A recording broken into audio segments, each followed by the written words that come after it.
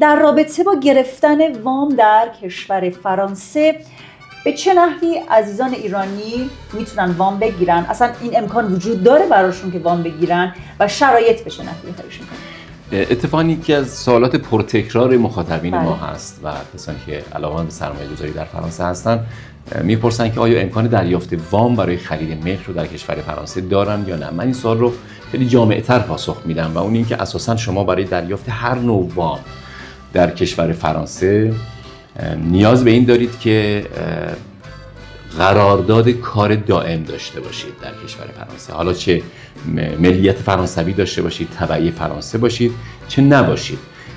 اولا که برای گرفتن وام باید حتما اقامت داشته باشید.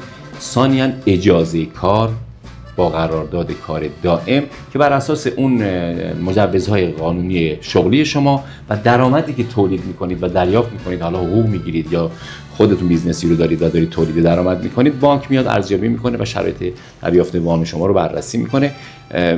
اگر عزیزان مخاطب ما که دنبال اقامت تمکن مالی هستن با خرید ملک، متاسفانه نمیتونن برای خرید ملک یا حتی بعد از اون درخواست وام بکنن، چون وام صرفاً عرض کردم به کسانی تعلق میگیره که اجازه کار در اون کشور داشته باشند با قرارداد کار دائمی.